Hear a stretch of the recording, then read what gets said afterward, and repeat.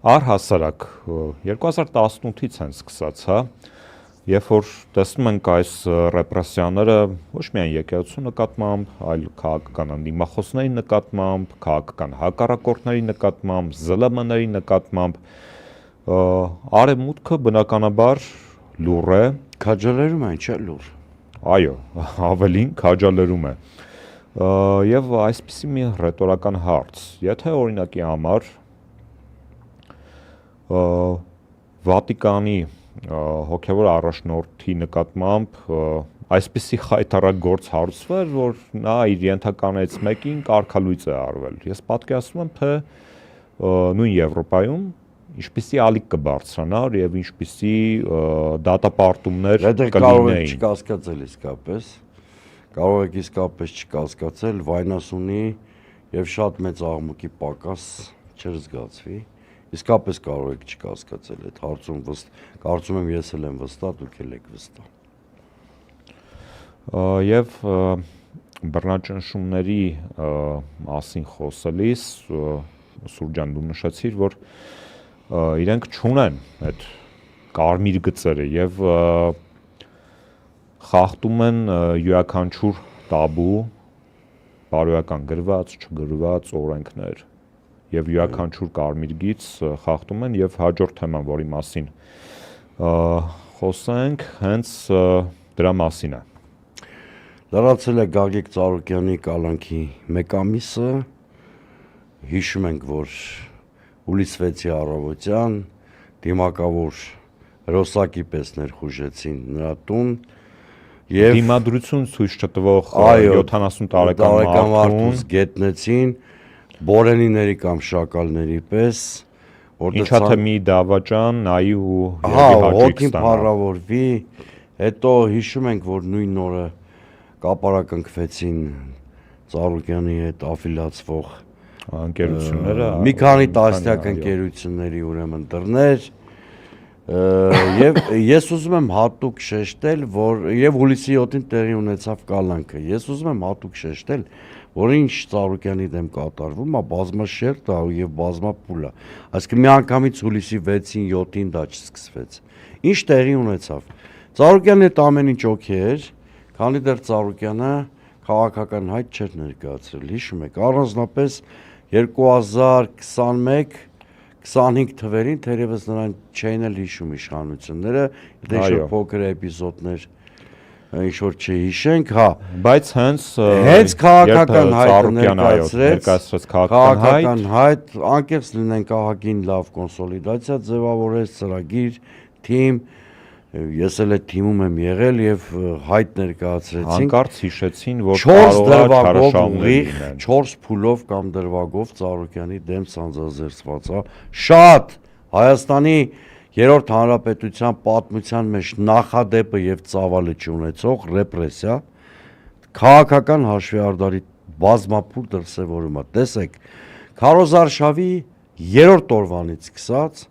Նիկոլ Փաշինյանը հատուկ սկսեց թիրախավորել Գագիկ Ծառուկյանին, որդուն, նրա ընտանիքի այլ անդամների եւ այլն, ու այդպես էլ մինչեւ վերջին օրը ըստ էության դուրս չեկավ նրա ընտանիքից, հիշում եք բառամթերքը, հիշում եք ուրեմն անգամ են փողոցային մակարդակի հասնող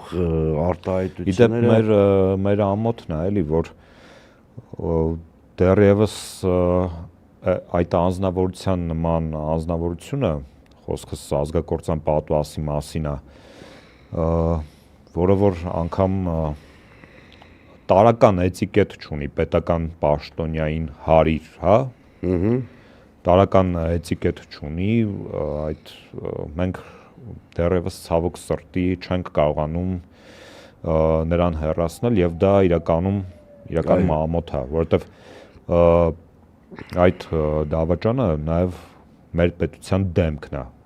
ցավոք սրտի, եւ մարդիկ, որոնք որ վստահաբար նայում են, չէ, դրսից նայում են, թե Հայաստանում ինչ է կատարվում,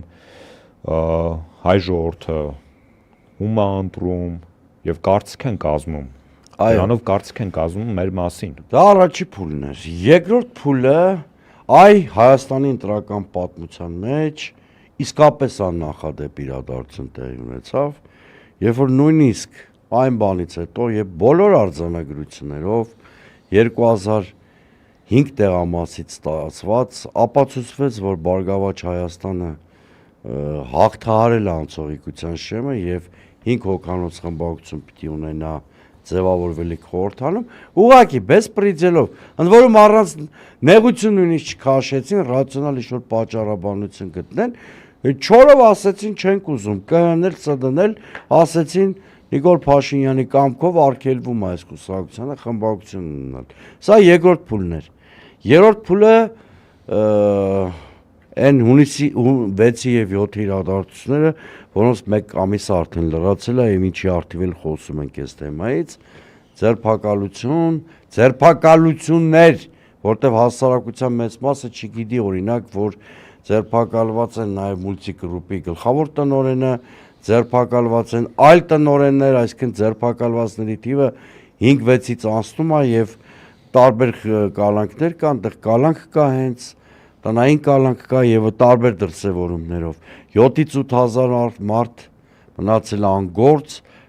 որովհետեւ կապարակնքված է, այդ հազարավոր մարդիկ որևէ մեղք չունեն, որ պետությունը Ծառուկյանի այդ խնդիրներ ունի ինքնին հասկանալի է, չէ, այսինքն մարդիկ են, որոնք աշխատավարձով ապրող, աշխատավարձով վարկեր սպասարկող, աշխատավարձով իրենց առողջական խնդիրները, իրենց որդիների ուսման հարցերը կամ իրենց տարեց ծնողների խնամքի հարցերը լուծող մարդիկ են։ Սպորտսմենները, որոնք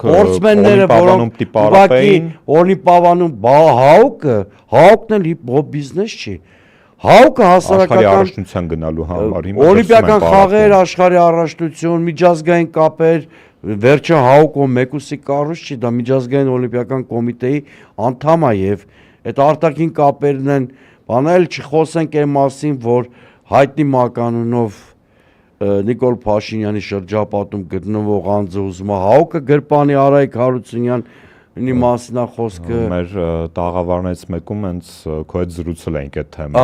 Եվ այլն։ Հիմա տեսեք, ապրիլ ամսին դեռևս։ Սա մյուս փուլն է, 4-րդ դրսևորումը կուլակաթափության ակնհայտ միտումներն են։ Տեսեք։ Վելնես այդ առողջարանային կենտրոնը ասում են, ստեղ ջրավազան չէր կարելի կառուցել, այդ հիմքով լիցենզիան Ծառուկյանից թույլտվությունը հետ են վերցնում, բայց հետո պարզվում է այդ առողջարանային կենտրոնը բացվում է քաղաքապետարանի բանով, պատեգիդը, հա, քաղաքապետարանի որպես հիմնարկ եւ օքեյ է դառնում, էլ ջրավազան օրենքի խախտում չի եւ փաստորեն այդտեղ խնդիրը Մեսվածքի խլելն է։ Էլ չէ Արարատ ցեմենտ կոնյակի գործարան գիտեք, որ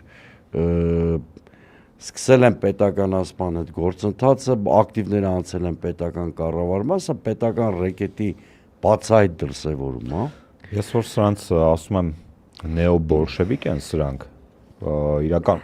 իրականում սխալ չեմ ասում, որովհետև գործունեությունը լիովին տեղավորվում է նեոբոլշևիզմի միանգամայն ձեր հետ համաձայն եմ շրջանակներում։ Եկեղեցու ազգայինի դեմ արշավ, բուրժուազիայի դասի ներկայացուցիչների դեմ արշավ, ռազմական վերնախավի դեմ արշավ, օրինակ։ Մի շերտեր կա էլի այս պատմության մեջ, որ մի քիչ ավելի թույլ են կանրադառնում կամ տեղավորում են քաղաքական հաշվի ընդհանուր տրամաբանության մեջ։ Տեսեք, այն հայտնի աշտարակը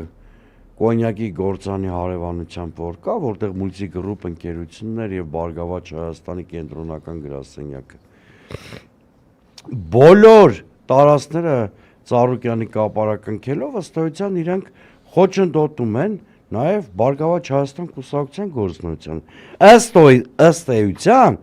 առանց պետական որոշման կամ առանց ինչ-որ մարմնի որոշման կասեցրել են ԲՀԿ գործունեությունը կամ այնպիսի միջավայր են ստեղծել,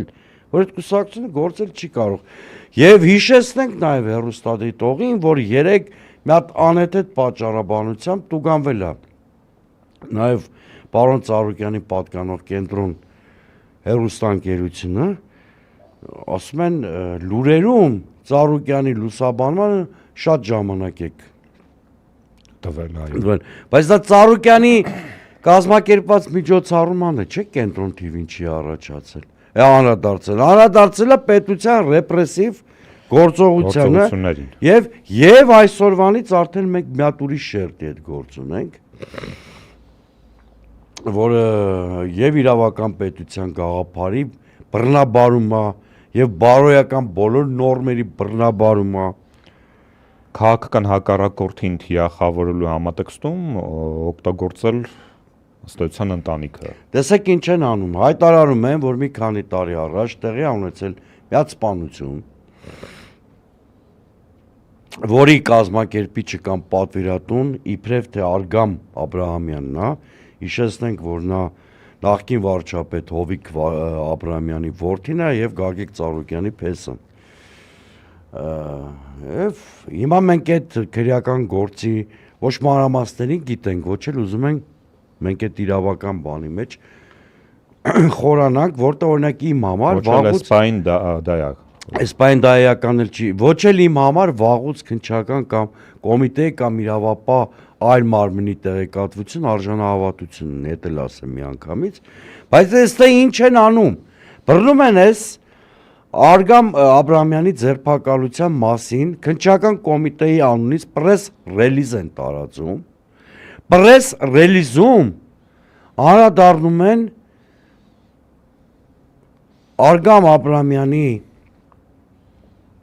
կնոջ Էմա Ծառուկյանի անձնական ընտանեկան կյանքի դրվագների խախտելով, տեսեք Էմա Ծառուկյանը այս գործում ֆիգուրանտ էլ չի։ Ֆիգուրանտ չի այս գործում։ Գործ իր մասին չի։ Բայց իրանք քննչական կոմիտեի ռելիզով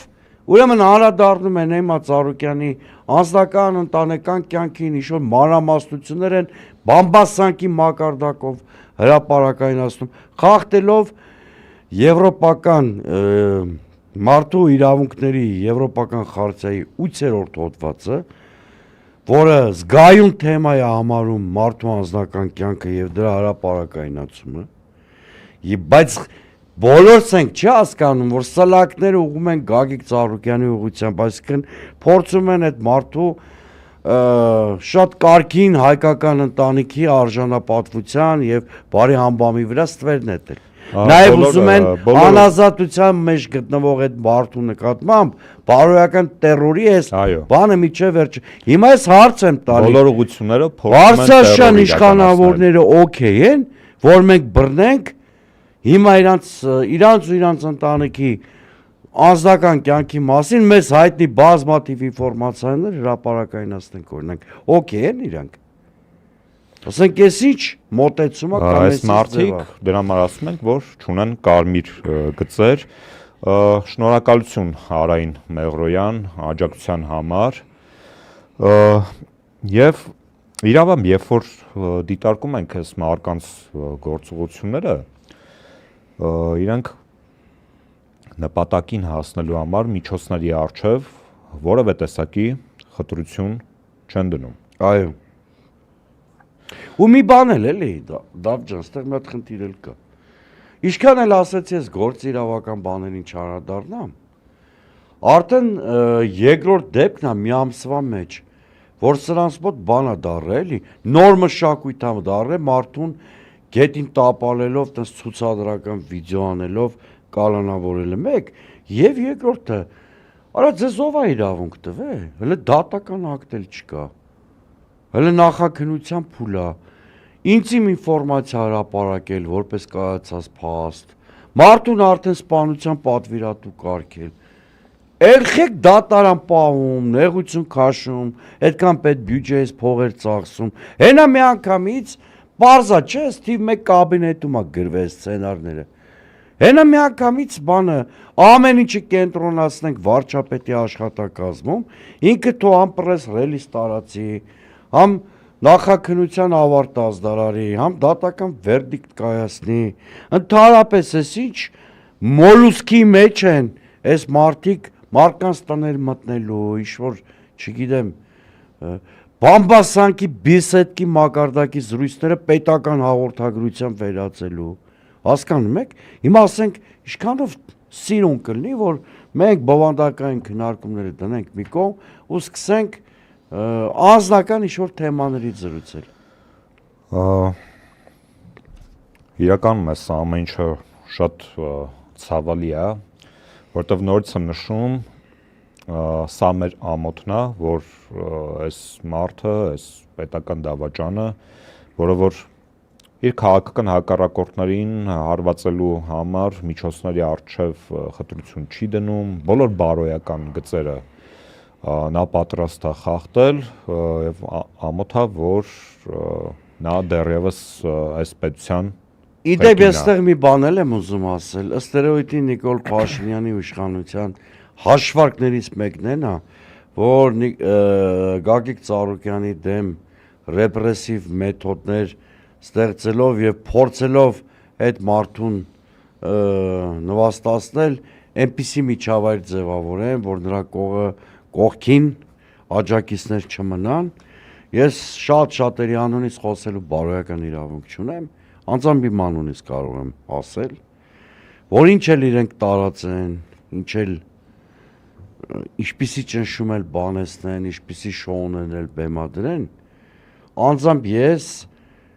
այդ մարդուն աջակցելու եմ առնվազն միջև այն պահը, քանի դեռ ինքը ազատության մեջ չի։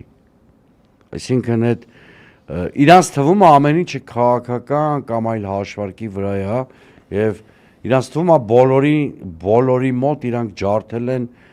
բարոյականության նկատմամբ ակնածանքը կամ ընկերասիրությունը կամ այդպիսի բան չի կարող լինել եւ բազմաթիվ դեպքերում ախր ժողովուրդը ցույց է տվել այդ